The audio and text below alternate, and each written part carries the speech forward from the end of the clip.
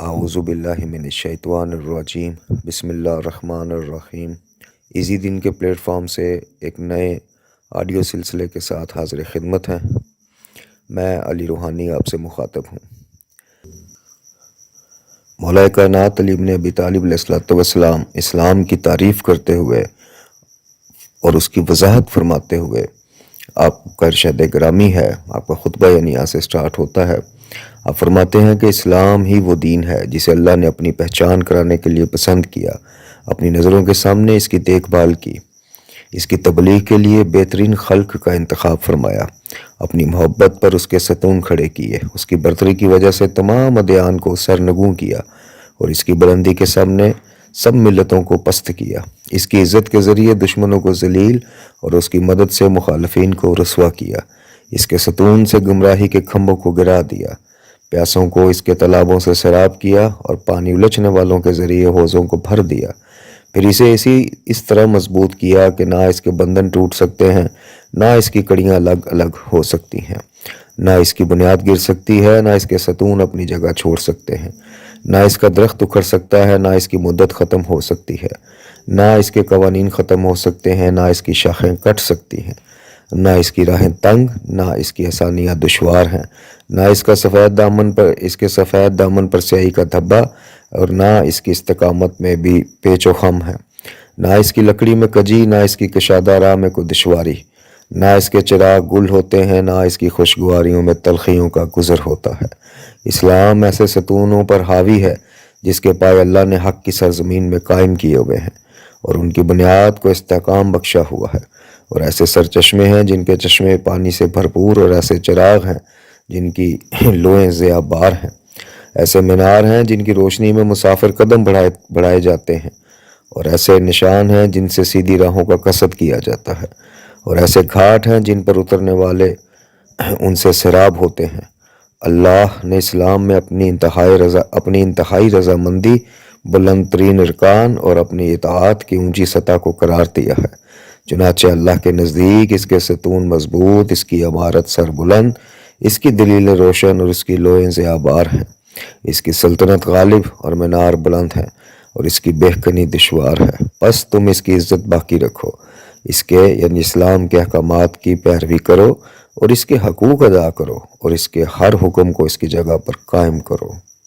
انسان کامل، اس کا آغاز ہوتا ہے اور اس میں اسلام میں انسان کامل کا تصور کے موضوع پر مسجد جاوید میں پہلی تقریر آپ کی سماعتوں کے لیے ہدیہ ہے۔ ان الفاظ کے ساتھ اس کا آغاز ہوتا ہے۔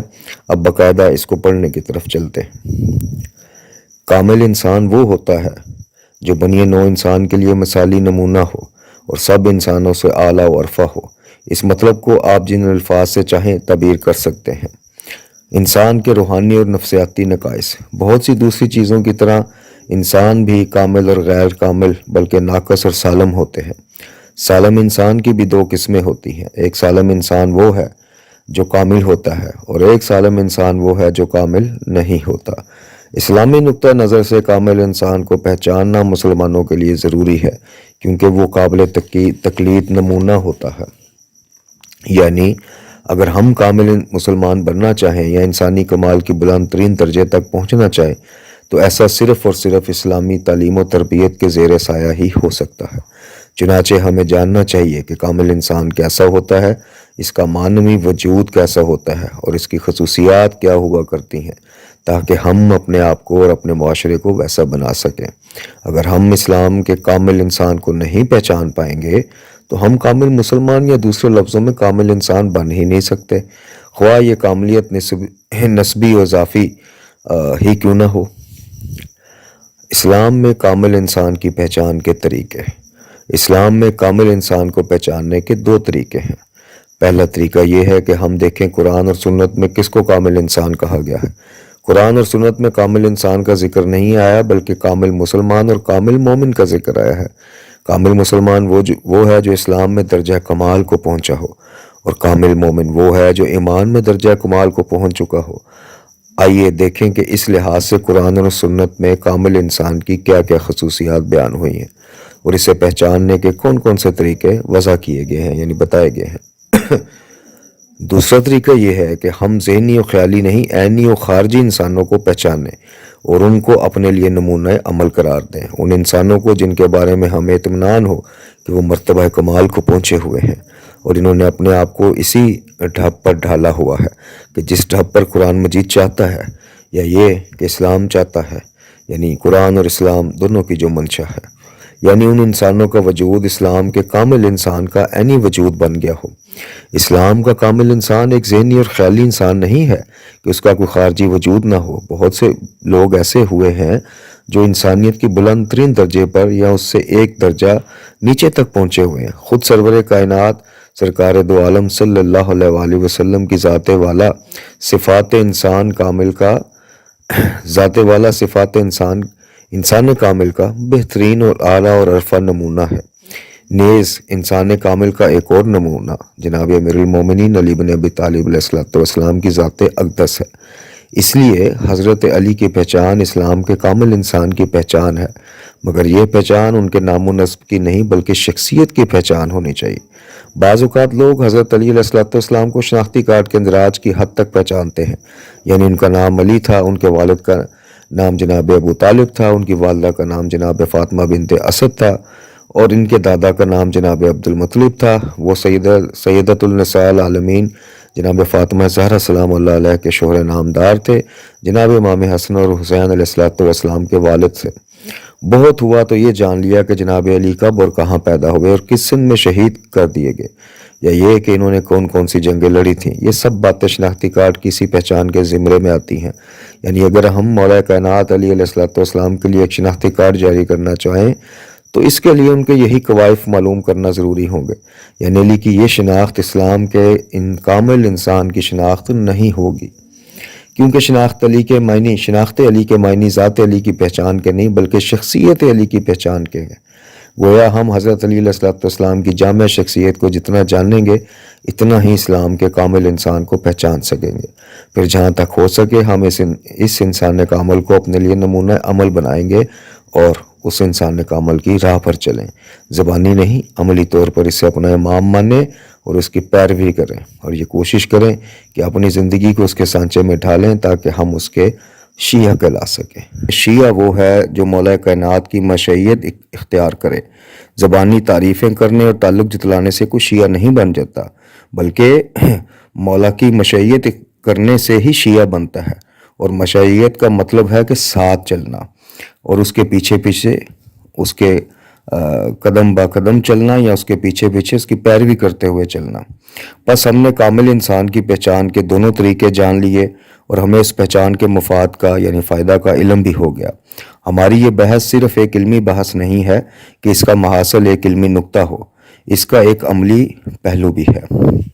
اگر ہم اسلام کے کامل انسان کو قرآن کے بیان سے نہ ملائیں یا قرآن کی پروردہ شخصیات کی شناخت کے ذریعے سے اسے نہ پہچانیں تو ہم اسلام کے بتائے ہوئے راستے پر چل ہی نہیں سکتے، سچے مسلمان بن ہی نہیں سکتے، اور ہمارا معاشرہ صحیح معنی میں ایک اسلامی معاشرہ بن نہیں سکتا۔ اس لیے ضروری ہے کہ ہم کامل انسان کو اچھی طرح سے پہچانیں۔ یہاں یہ سوال پیدا ہوتا ہے کہ کامل کا مطلب کیا ہے؟ بعض دفعہ ایک چیز ہمیں بڑی واضح لگتی ہے، مگر جب ہم اس پر غور کرتے ہیں تو پتہ چلتا ہے کہ بہت سی غیر واضح چیزوں کے مقابلے میں اس واضح چیز کے لیے مزید وضاحت کی ضرورت ہے۔ عربی زبان کے دو الفاظ کمال اور تمام مطلب اور مفہوم کے اعتبار سے ایک دوسرے کے نزدیک تو ہیں، مگر ایک جیسے بالکل بھی نہیں ہے۔ البتہ ان دونوں الفاظ کی ضد ایک ہی ہے، چنانچہ وہی لفظ کبھی ایک کی اور کبھی دوسرے کی ضد کے طور پر استعمال ہوتا ہے۔ فارسی میں یہ دونوں الفاظ نہیں ہیں، اس لیے فارسی میں بھی یہی عربی الفاظ استعمال ہوتے ہیں۔ پھر عربی میں بھی ان دو الفاظ کے لیے کبھی کامل اور کبھی تام بولا جاتا ہے، مگر ان دونوں الفاظ کی ضد ایک ہی ہے، یعنی ناقص۔ مثلا کہا جاتا ہے کہ یہ کامل ہے اور وہ ناقص، یعنی لفظ کامل کی بھی ضد وہی ہے جو لفظ تام کی ضد ہے، تام۔ اچھا، مثلا کہا جاتا ہے کہ یہ کامل ہے اور وہ ناقص ہے، یا یہ چیز تام ہے اور وہ چیز بھی ناقص ہے۔ قرآن مجید فرقان حمید میں یہ دونوں الفاظ ایک ساتھ ایک ہی آیت میں استعمال ہوئے ہیں۔ لہٰذا سورہ مائدہ کی آیت نمبر 3 میں رب العزت فرماتا ہے کہ آج کے دن میں نے تمہارے دین کو تمہارے لیے کامل کر دیا اور تم پر اپنی نعمت تمام کر دی، اور تمہارے لیے اسلام کو تمہارے دین کے طور پر پسند کیا۔ اب قرآن مجید نے اتممت لکم دینکم نہیں کہا۔ اگر یہ کہا ہوتا تو عربی قواعد کی روح سے درست نہ ہوتا۔ اس طرح قرآن مجید نے اکملت لکم نعمتی بھی نہیں کہا بلکہ اتممت علیکم نعمتی کہا۔ اب ہم اکملتو اور اتممتو کا فرق بیان کریں گے کیونکہ ہماری گفتگو ان دو لفظوں کے معنی سمجھنے سے ہی شروع ہوتی ہے۔ محترم سامعین، اب اس کے نیچے ایک حاشیہ ہے جس میں مزید وضاحت دی گئی ہے، لیکن ہم اختصار وقت کے پیش نظر اس کو سکپ کرتے ہیں اور اگلے صفحے پہ جاتے ہیں۔ اب اس اگلے صفحے میں ہیڈنگ ہے جی تمام اور کمال میں فرق، یہ ہیڈنگ ہے اور اس کے ذیل میں لکھا ہوا ہے کہ اب میں یہ چاہتا ہوں کہ تمام اور کمال کی ذرا وضاحت کر دوں۔ لفظ تمام اس وقت بولا جاتا ہے جب ایک چیز میں وہ سب کچھ وجود میں آ چکا ہو جو بنیادی طور پر اس کے لیے ضروری ہو، یعنی اگر اس چیز کے کچھ حصے وجود میں نہ آئے ہوں تو بنیادی طور پر وہ چیز اپنی ماہیت میں ناقص ہے، کیونکہ وہ پوری کی پوری وجود میں نہیں آئی۔ اس کے کچھ حصے وجود میں آئے ہیں اور اس کے لیے یوں کہا جا سکتا ہے کہ اس چیز کا 1/3 یا 2/3 یا آدھا حصہ وجود میں آیا ہے اور اس کے کچھ مزید حصے ابھی وجود میں آنا باقی ہیں۔ فرض کیجئے ہم ایک نقشے کے مطابق مسجد بنانا چاہتے ہیں۔ ظاہر ہے کہ مسجد میں ایک ہال کی ضرورت ہوگی۔ اس ہال کی چھت اور دیواریں ہوں گی، اس میں کھڑکیاں، دروازے، شیشے وغیرہ بھی لگیں گے تاکہ لوگ اس میں نماز پڑھ سکیں۔ جب تک اس وجود یعنی مسجد کے سارے حصے پوری طرح بن نہیں جاتے تب تک اس مسجد سے استفادہ بھی نہیں کیا جا سکتا۔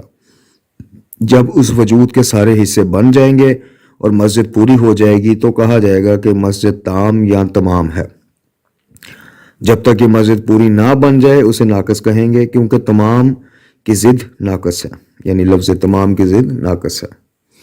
لفظ کمال اس وقت بولا جاتا ہے جب ایک چیز پوری ہو جانے کے بعد اپنی قدر و قیمت میں مزید بڑھ سکتی ہو، اس میں ویلیو ایڈیشن ہو سکتی ہو، یعنی تمام ہو جانے کے بعد ایک درجہ مزید بلند جا سکتی ہو، پھر اس بلند تر درجے سے بھی بلند ترین درجے تک جا سکتی ہو، یعنی خوب سے خوب تر کی طرف۔ اگر اس چیز میں کمال نہ ہو تب بھی وہ چیز تمام رہتی ہے، اور اگر اس میں کمال ہو تو پھر وہ ایک درجہ مزید بلند ہو جاتی ہے۔ عزیزان من، کمال کو عمودی سمت میں 90 ڈگری اوپر کی طرف ظاہر کیا جاتا ہے، جبکہ تمام کو افقی سمت میں یعنی دائیں سے بائیں ظاہر کیا جاتا ہے۔ جب کوئی چیز افقی سمت میں اپنی انتہا یا آخری حد کو پہنچتی ہے تو کہا جاتا ہے کہ وہ تمام ہو گئی، اور جب کوئی چیز عمودی یا صعودی سمت میں حرکت کرتی ہے اور اپنی انتہا یا آخری حد کو پہنچتی ہے تو کہا جاتا ہے کہ یہ چیز اب کامل ہو گئی۔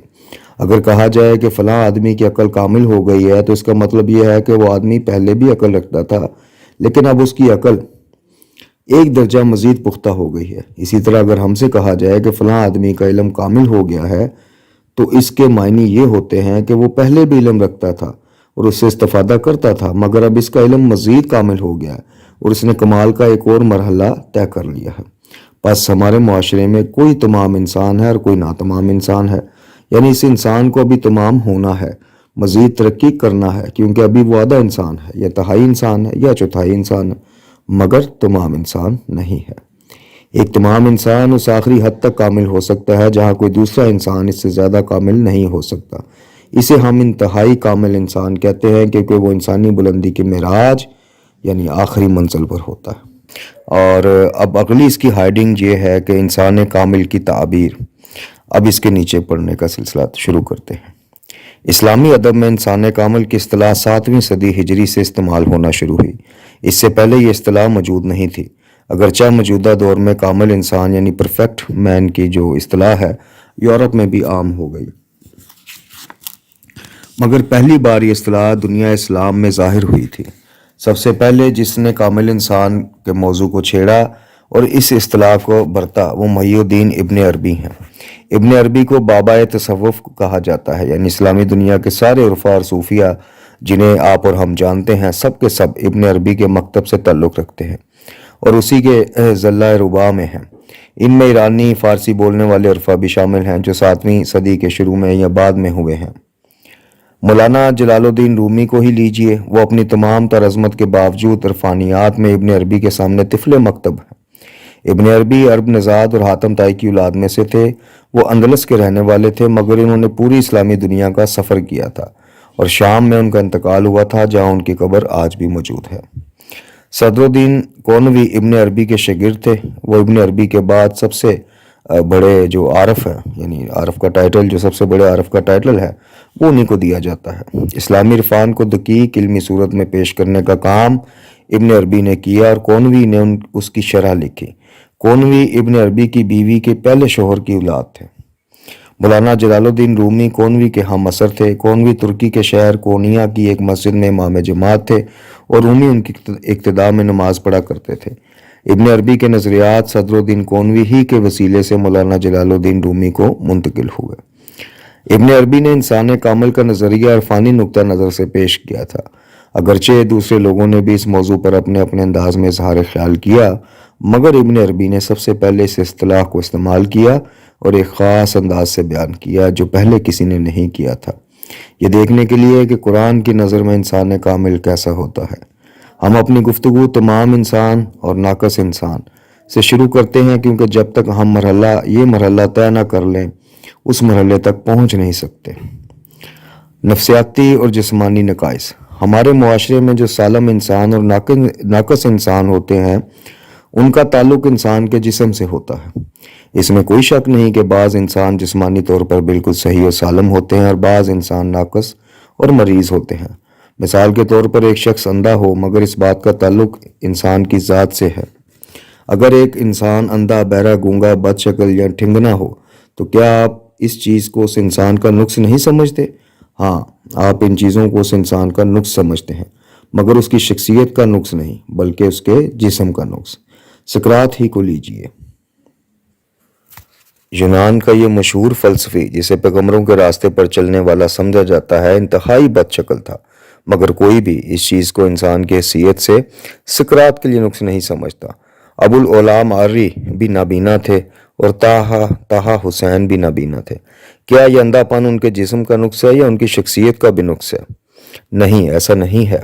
یہ بات بجائے خود دلیل ہے کہ انسان میں دو چیزیں ہوتی ہیں، ایک شخص انسان اور دوسرے اس انسان کی شخصیت، یعنی ایک آپ کا ظاہری جسم اور ایک آپ کی شخصیت، یعنی آپ کا کردار۔ ایک شخص انسان اور دوسرے اس انسان کی شخصیت، ایک اس کا جسم اور دوسرے اس کی روح۔ روح کا نظام جسم سے الگ ہے۔ جو لوگ یہ سمجھتے ہیں کہ انسان کی روح اس کے جسم کے تابع ہے، انہوں نے غلطی کھائی ہے۔ بنیادی سوال یہ ہے کہ جب انسان کا جسم سلامت ہو تو کیا اس کی روح بیمار ہو سکتی ہے؟ یہ اپنی جگہ ایک الگ بحث ہے۔ جو لوگ روح اور اس کی حقیقت کا انکار کرتے ہیں اور انسان کے روحانی خواص کو اس کے سلسلہ اعصاب کا براہ راست نتیجہ سمجھتے ہیں، ان کے مطابق ہر چیز جسم کے تابع ہے اور روح کوئی اختیار نہیں رکھتی۔ اگر روح بیمار ہو تو جسم بھی بیمار ہوگا، کیونکہ روح کی بیماری جسم ہی کی بیماری ہے۔ موجودہ دور میں یہ ثابت ہو گیا ہے کہ انسان جسم، خون کے سفید اور سرخ خلیوں کی تعداد، اعصاب، حیاتین اور میٹابولزم کے لحاظ سے بالکل صحیح اور سالم ہو اور ماہر اعصاب کی رائے کے مطابق اعصابی لحاظ سے بیمار نہ ہو مگر نفسیاتی لحاظ سے بیمار ہو، مثلاً کسی کمپلیکس میں مبتلا ہو۔ جو انسان نفسیاتی گرہ رکھتا ہو اس کے بارے میں موجودہ میڈیکل سائنس کہتی ہے کہ وہ واقعتاً بیمار ہے، یعنی اس کے جسمانی نظام میں خلل پیدا ہوئے بغیر اس کا نفسیاتی نظام بگڑ گیا ہے، اور ایسے نفسیاتی مریضوں کا علاج مادی دواؤں سے نہیں کیا جا سکتا۔ مثلاً جو شخص تکبر میں مبتلا ہے، اس کے متعلق یہ ثابت ہو چکا ہے کہ وہ بیمار ہے۔ یہ واقعی روح کی بیماری ہے۔ کیا اس کے علاج کے لیے کوئی دوا آج تک ایجاد ہوئی؟ اگر انسان اسے کھائے تو اس کا تکبر تواضع میں بدل جائے؟ کیا یہ ممکن ہے کہ ایک سنگ دل اور شقی القلب شخص کو، مثلاً شمر ابن ذیلجوشن ملعون کو ٹیکہ لگا کر اور گولیاں کھلا کر ایک رحم دل انسان میں تبدیل کر دیا جائے؟ نہیں، اس کا علاج ہے، مگر اس کا طریقہ کار دوسرا ہے۔ حتیٰ کہ کبھی کبھی جسمانی بیماریوں کا نفسیاتی علاج ہوتا ہے اور نفسیاتی بیماریوں کا جسمانی علاج کیا جاتا ہے۔ یہ بھی ایک عجیب مسئلہ ہے کہ اکثر اوقات بیماری تو جسمانی ہوتی ہے، لیکن کچھ ذہنی تحریکوں اور روحانی مشقتوں کے ذریعے سے انسان دوبارہ سے تندرست ہو جاتا ہے۔ یہ اس بات کی دلیل ہے کہ انسان جسم اور روح سے مرکب ہے، مگر روح جسم سے آزاد ہے، وہ جسم کی تابع مطلق نہیں، اور فلاسفہ کے بقول یہ دونوں ایک دوسرے پر اثر انداز ہوتے ہیں۔ اور روح جسم پر اثر کرتی ہے اور جسم روح پر اثر انداز ہوتا ہے۔ اس سے ثابت ہوتا ہے کہ انسان کا نفسیاتی نظام ایک مستقل نظام ہے۔ ہم پھر اپنے موضوع کی طرف لوٹتے ہیں۔ کامل انسان کے متعلق مفصل گفتگو کرنے سے پہلے ہم نے سالم انسان اور ناقص انسان کے بارے میں تمہیدی طور پہ جو باتیں آپ کے گوش گزار کی تھیں وہ یقیناً ضروری تھیں تاکہ ہم اپنا یہ مقصود آپ پر واضح کر سکیں کہ نقص اور سلامتی کا تعلق جسم سے نہیں، کیونکہ ہم یہاں طبی یا میڈیکلی بحث نہیں کر رہے کہ چیک اپ کے بعد ہمیں معلوم ہو کہ کون سا انسان 100% سالم ہے اور اس کے کون سے جسمانی اعضاء سالم ہے، کیونکہ یہ ہمارا موضوع نہیں ہے۔ ہماری گفتگو جسم سے متعلق نہیں ہے۔ واقعاً یہ ممکن ہے کہ انسان نفسیاتی طور پر مریض اور ناقص ہو، نیز یہ بھی ممکن ہے کہ وہ صحیح اور سالم ہو۔ قرآن نے بھی اس اصول کو قبول کیا ہے۔ ایک جگہ ارشاد الہی ہے کہ ان لوگوں کے دلوں میں مرض تو تھا ہی، اب خدا نے ان کے مرض کو اور بڑھا دیا ہے۔ سورہ مبارکہ بقرہ آیت نمبر 10۔ یعنی ان کا دل بیمار ہے۔ قرآن یہ نہیں کہتا کہ ان کی آنکھیں بیمار ہیں۔ قرآن نے جس دل کا ذکر کیا وہ دل نہیں جس کا ذکر علم طب میں کیا جاتا ہے۔ یا انسان کے دل سے مراد اس کی روح اور اس کا نفس ہے۔ اللہ تبارک تعالیٰ قرآن کے بارے میں ارشاد فرماتا ہے، ہم تو قرآن میں وہی چیز نازل کرتے ہیں جو مومنوں کے لیے شفا اور رحمت ہے، مگر جو نافرمان ہیں ان کے لیے گھاٹے کے سوا کچھ اور نہیں بڑھاتا۔ سورہ مبارکہ بنی اسرائیل آیت نمبر 82۔ یعنی ہم نے قرآن مومنین کے لیے بطور شفا اور رحمت کے طور پر بھیجا ہے۔ امیر المومنین علی بن ابی طالب علیہ السلام فرماتے ہیں کہ تمہارے دل کی بیماری کی دوا تقویٰ ہے، اور یہ کہ بلاؤں اور مصیبتوں میں سے ایک فقر ہے، اور فقر سے بدترین بدن کی بیماری ہے، اور بدن سے شدید تر انسان کے لیے اس کے دل کی بیماری ہے۔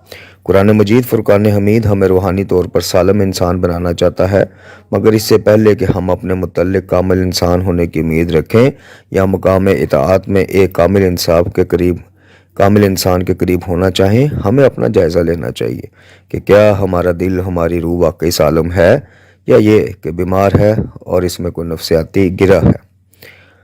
آفات روح۔ علم نفسیات کی روح سے انسان کی محرومیاں اس کی بیماریوں کا سبب بن جاتی ہیں۔ بہت سی نفسیاتی الجھنوں اور بیماریوں کی جڑ انسان کی اپنی محرومیوں کا احساس ہے۔ تحلیل نفسی کے عالمی شہرت یافتہ ماہر سگمنڈ فرائیڈ نے بالخصوص جنسی امور میں زیادہ تر اسی محرومیت کے مسئلے پر انحصار کیا ہے۔ انسان کی محرومیاں اس کے اندر بیماریاں پیدا کرتی ہیں۔ کبھی انسان اپنے دل میں کسی کے بارے میں کینہ محسوس کرتا ہے، اس سے انتقام لینا چاہتا ہے، اور جب تک اسے برباد نہ کر لے چین سے نہیں بیٹھتا۔ انسان کے اندر کینے اور انتقام کی حس یہ ہے کیا چیز؟ یہ بجائے خود ایک الگ ٹاپک، سبجیکٹ یا موضوع ہے۔ ایک حاسد جب دوسروں کے پاس کوئی نعمت دیکھتا ہے تو وہ اپنے لیے نہیں سوچتا، بلکہ یہ سوچتا ہے کہ دوسروں سے یہ نعمت چھن جائے۔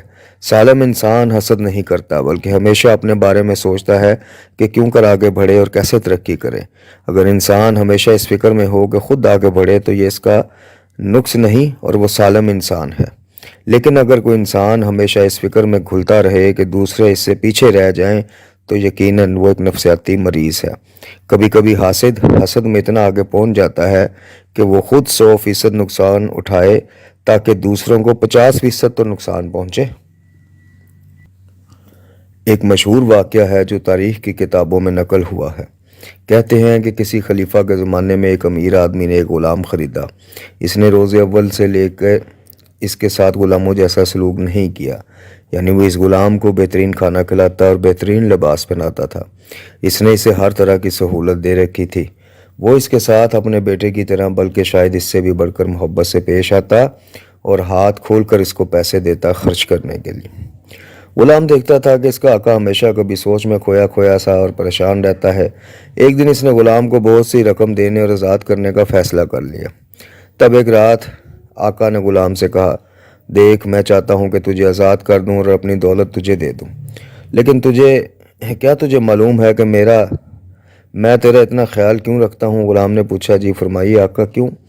آقا نے کہا، صرف ایک فرمائش کی خاطر، اگر تو میری وہ خواہش پوری کر دے تو جو کچھ میں نے تجھے دیا ہے وہ سب تیرے لیے حلال ہوگا، لیکن اگر تو میری خواہش پوری نہیں کرے گا تو میں تجھ سے راضی نہیں ہوں گا۔ اگر تو مان جائے اور میری خواہش پوری کر دے تو میں تجھے مالا مال کر دوں گا۔ غلام نے کہا، آپ میرے ولی نعمت ہیں، آپ نے مجھے اچھی زندگی دی ہے، آپ جو کہیں گے میں ضرور مانوں گا۔ آقا نے کہا، نہیں، ایسے نہیں، تجھے وعدہ کرنا ہوگا، کیونکہ مجھے ڈر ہے میں کہیں ایسا نہ ہو کہ تیرے سامنے میں اپنی خواہش کا اظہار کروں اور تو انکار کر دے۔ غلام نے کہا، آپ کی جو بھی خواہش ہے بتائیے۔ جب غلام نے پکا وعدہ کر لیا تو آقا نے کہا، میری خواہش یہ ہے کہ ایک خاص جگہ اور وقت پر جس کے بارے میں تجھے بتاؤں گا تو میرے سر کو میرے تن سے جدا کر دینا۔ غلام نے کہا چونک کر کے، کیا مطلب؟ آقا نے کہا، میں یہی چاہتا ہوں۔ غلام نے کہا، یہ تو ناممکن ہے۔ آقا نے کہا، تو نے وعدہ کر لیا اور بات صرف اتنی سی ہے۔ چنانچہ اس نے غلام کو آدھی رات کے وقت جگایا اور ایک تیز چھری اس کے ہاتھ میں تھما دی اور آہستہ آہستہ چلتا ہوا اسے ہمسائے کے گھر کے پچھواڑے تک لے گیا۔ پھر وہاں لیٹ گیا اور پیسوں کی ایک تھیلی غلام کو دی اور کہا، تو یہیں میرا سر کاٹ لے اور جہاں تیرا جی چاہے تو چلا جا۔ غلام نے پوچھا، آخر کیوں؟ اس نے کہا، اس لیے کہ میرا یہ ہمسایہ مجھ سے بہت آگے نکل گیا ہے اور میں اسے ترقی کرتے دیکھ نہیں سکتا۔ بس میرے لیے زندہ رہنے کے بجائے مر جانا ہی بہتر ہے۔ میں اس کا رقیب تھا اور یہ میرا رقیب تھا، اور میں نے اس کی ترقی کی وجہ سے ناقابل برداشت آگ میں جھلستا رہا ہوں اور ابھی بھی جھلس رہا ہوں۔ میں چاہتا ہوں کہ وہ میرے قتل کے جرم میں پکڑا جائے تاکہ میرا دل ٹھنڈا ہو جائے۔ اگر میں یہاں مارا جاؤں گا تو وہ میرے قتل میں پکڑا جائے گا اور یقیناً اسے سزائے موت دے دی جائے گی۔ غلام نے دل میں کہا، یہ اتنا احمق آدمی ہے تو میں یہ کام کیوں نہ کروں؟ یہ آدمی واقعاً قتل کیے جانے کے قابل ہے۔ چنانچہ غلام نے اپنے آقا کا سر کاٹا اور نقدی کی تھیلی لے کر چلتا بنا۔ صبح ہوتے ہی اس امیر آدمی کے قتل کی خبر پھیل گئی۔ رقیب کو یعنی اسی ہمسائے کو گرفتار کر لیا گیا۔ بعد میں کہا گیا کہ اگر یہ قاتل ہوتا تو اسے اپنے گھر کے پچھواڑے میں قتل نہ کرتا۔ اس طرح قتل کا معاملہ ایک معمہ بن گیا۔ دوسری طرف اس غلام کے ضمیر نے اسے چین نہ لینے دیا۔ وہ خلیفہ کے دربار میں حاضر ہوا اور حقیقت بیان کرتے ہوئے کہنے لگا کہ اس آدمی کو میں نے قتل کیا ہے اور خود اس کی خواہش پر ایسا کیا ہے۔ وہ حسد کی آگ میں اس طرح جل رہا تھا کہ موت کو زندگی پر ترجیح دیتا تھا۔ جب یہ معلوم ہو گیا کہ اصل قصہ کیا ہے تو غلام کو بھی چھوڑ دیا گیا اور اس شخص کو بھی آزاد کر دیا گیا جسے قتل کے شبے میں گرفتار کیا گیا تھا۔ ہاں، حسد واقعاً ایک بیماری ہے اور انسان اس بیماری میں مبتلا ہو جاتا ہے۔ قرآن مجید فرقان حمید فرماتا ہے، جس نے اپنے نفس کو پاک رکھا وہ بامراد ہوا اور جس نے اسے گناہ کر کے دبا دیا وہ نامراد رہا۔ سورہ مبارکہ شمس آیت نمبر 9 تا 10۔ بس قرآن کا پہلا مقصد تزکیہ نفس ہے۔ وہ انسان کے نفس کو مسخ ہونے سے بچانا چاہتا ہے، یعنی بیماریوں سے، گرہوں سے، تاریکیوں سے، پریشانیوں سے اور سرکشیوں سے۔ مسخ شدہ انسان۔ نفس کے مسخ ہونے کا مسئلہ بھی بہت اہم مسئلہ ہے، مگر سوال یہ ہے کہ مسخ ہونے کا مطلب کیا ہے؟ جیسا کہ کہا جاتا ہے اور آپ نے سنا بھی ہوگا کہ پچھلی امتوں کے کچھ گناہ گار لوگ جو ہیں وہ اپنے زمانے کے پیغمبر کی لعنت کے سبب مسخ ہو گئے تھے، یعنی جانوروں کی صورت میں تبدیل ہو گئے تھے، مثلاً بندر، بھیڑیے، ریچھ تبدیل اور مختلف جانوروں کی شکلوں میں تبدیل ہو گئے تھے۔ اسے کہتے ہیں مسخ ہونا۔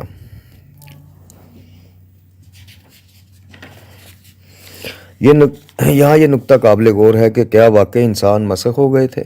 اگر انسان کا جسمانی طور پر مسخ ہونا ممکن نہ ہو تو کیا اس کا روحانی طور پر مسخ ہونا ممکن ہے؟ یعنی کیا یہ ہو سکتا ہے کہ انسان روحانی طور پر جانور میں تبدیل ہو جائے، بلکہ ایک ایسے جانور میں تبدیل ہو جائے کہ اس جیسا کری جانور پوری دنیا میں، یعنی کراہت سے بھرپور جانور پوری دنیا میں موجود نہ ہو؟ قرآن مجید فرقان حمید بھی ان لوگوں کی بات کرتا ہے جو جانوروں سے بدتر ہیں، اور اس کا حوالہ سورہ مبارکہ اعراف کی آیت نمبر 179 میں قرآن دیتا ہے۔ کیا یہ ممکن ہے کہ انسان روح کے لحاظ سے جانور بن جائے؟ جی ہاں، ایسا ممکن ہے۔ انسان کی شخصیت اس کی اخلاقی اور روحانی صفات سے مل کر بنتی ہے۔ اگر انسان میں روحانی صفات نہ ہوں بلکہ ایک جانور کی صفات ہوں تو وہ واقعاً مسخ شدہ انسان ہے۔ یہ سچ ہے کہ انسان کی روح مسخ ہو جاتی ہے اور وہ ایک جانور میں تبدیل ہو جاتا ہے۔ سور ہی کو لیجئے، اس کا جسم اس کی روح سے مناسبت رکھتا ہے، تاہم یہ ممکن ہے کہ ایک انسان کی تمام عادتیں سور کی سی ہوں۔ اگر ایسا ہو تو وہ انسانیت کے رتبے سے گر چکا ہے، یعنی اپنے باطن میں، حقیقت میں اور عالم بالا میں وہ سور ہے اور اس کے سوا وہ کچھ بھی نہیں۔ بس ایک ناقص انسان بعض اوقات مسخ شدہ انسان کے مرحلے پر پہنچ جاتا ہے۔ ہم مسخ شدہ انسانوں کے متعلق کم سنتے ہیں اور شاید کچھ لوگ یہ خیال کریں کہ مجازاً ایسا کہا گیا ہے اور اس پر انہیں دیر سے یقین آئے گا، لیکن یہ سچ ہے۔ مشہور محدث محمد ابن شہاب زہری بیان کرتا ہے کہ ہم سید الساجدین امام زین العابدین علیہ السلام کے ساتھ حج کرنے گئے۔ جب ہم میدان عرفات میں پہنچے تو دیکھا کہ 40-50 ہزار حاجیوں کا سمندر ٹھاٹھے مار رہا ہے۔ چنانچہ میں نے امام سے کہا، اس سال کتنے زیادہ حاجی ہیں؟ یہ سن کر امام نے مجھ سے فرمایا، شور کرنے والے کتنے زیادہ ہیں اور حج کرنے والے حقیقی حاجی کتنے کم ہیں۔ زہری کہتا ہے کہ مجھے نہیں معلوم امام نے کیا کیا، انہوں نے مجھے کیسی بصیرت عطا کی اور کون سی آنکھ میرے اندر بینا کر دی۔ پھر اچانک آپ نے مجھ سے فرمایا، اے زہری اب دیکھو۔ اب جب میں نے دیکھا تو دیکھا کہ عرفات کا میدان جانوروں سے بھرا پڑا ہے، جہاں انسان تو چند ہیں مگر بندروں، سوروں اور بھیڑیوں کے درمیان چل رہے ہیں۔ امام نے فرمایا، تم نے دیکھ لیا، یہ ہے اس معاملے کا باطن۔ اہل معنی اور اہل باطن کی نظر میں یہ چیزیں روز روشن کی طرح واضح ہیں، اور حق تعالیٰ انسانوں کے اصلی چہرے اہل حق اور اہل نظر کو ان پہ عیاں کر دیتا ہے۔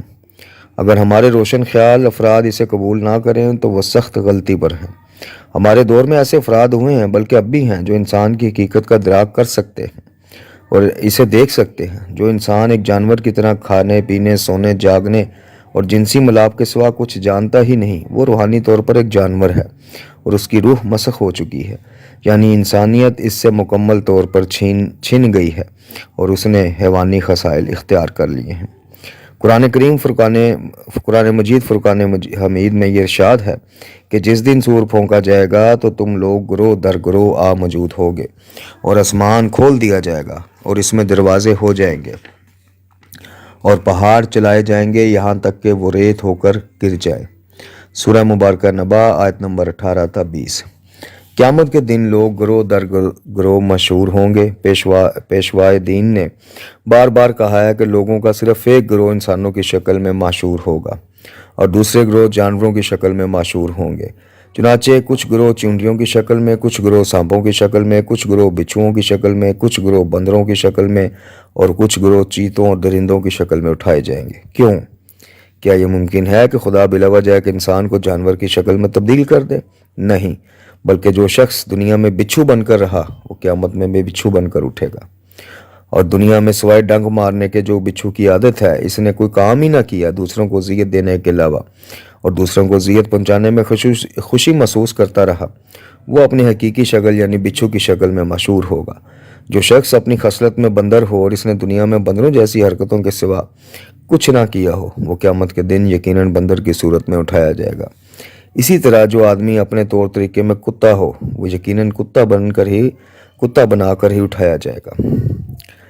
قیامت کے دن لوگ اپنی نیتوں، مقصدوں، خواہشوں، خصلتوں، عادتوں اور اپنی حقیقی صفتوں کے ساتھ مشہور ہوں گے۔ آپ اس دنیا میں کیا ہیں اور کیا بننا چاہتے ہیں اور کس چیز کی خواہش رکھتے ہیں؟ کیا آپ کی خواہشات ایک انسان کی خواہشات ہیں؟ معذرت، یہ ایک درندے اور ایک درندے جیسی خواہشات کے حامل انسان ہیں؟ آپ کی خواہشات جس جانور جیسی ہوں گی، آپ وہی ہیں۔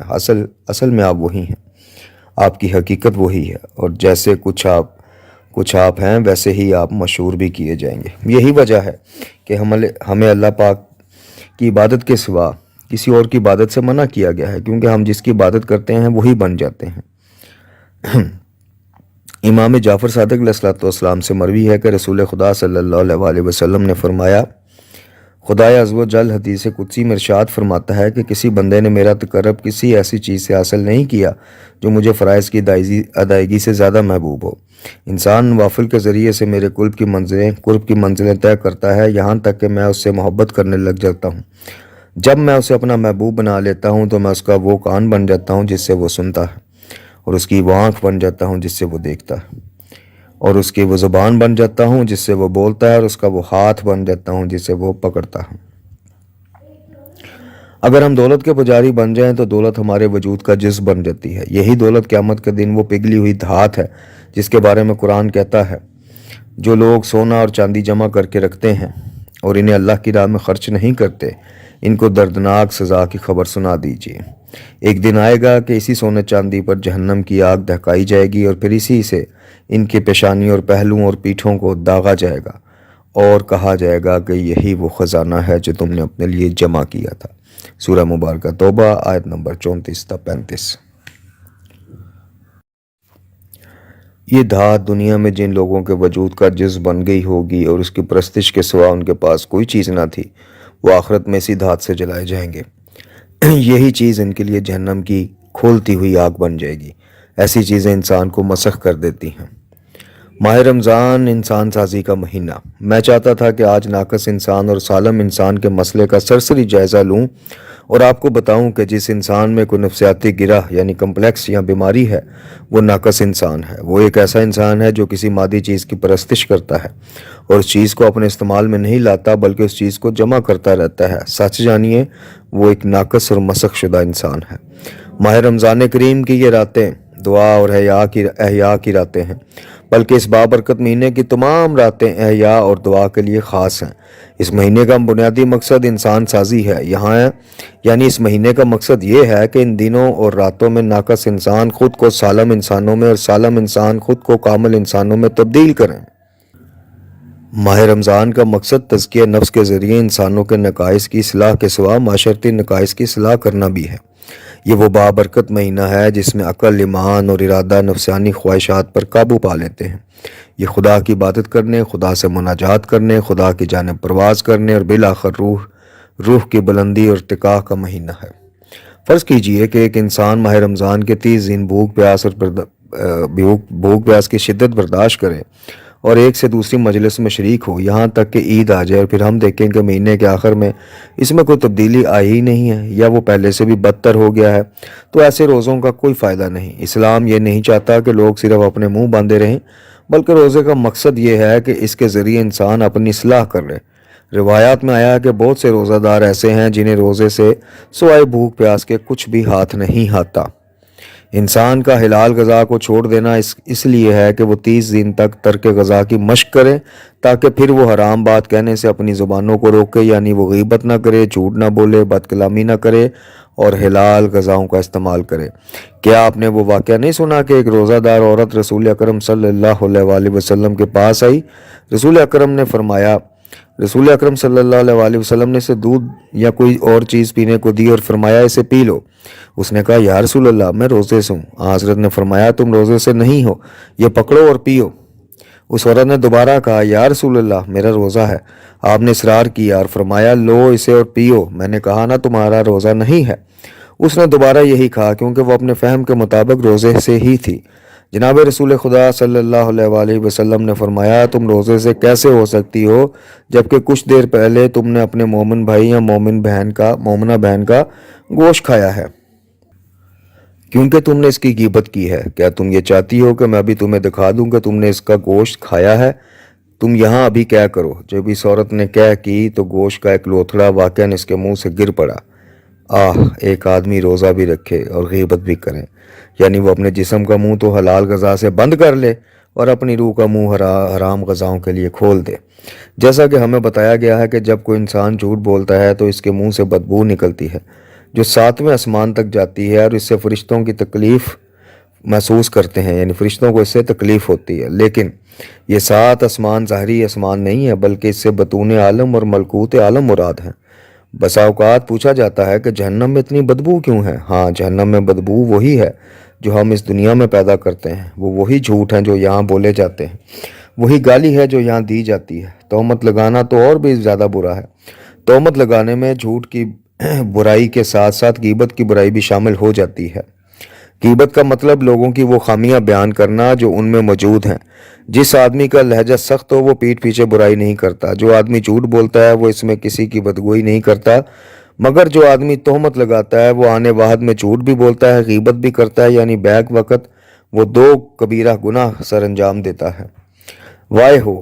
وائے ہے اس دن پر کہ ایک ماہ رمضان گزر جائے اور اس میں ہم نے ایک دوسرے پر کتنی تہمتیں لگائی ہوں۔ ماہ رمضان اس لیے آتا ہے کہ اس مہینے میں زیادہ سے زیادہ مسلمان اجتماعی عبادات انجام دیں، نہ یہ کہ مسلمانوں کو ایک دوسرے سے دور کریں۔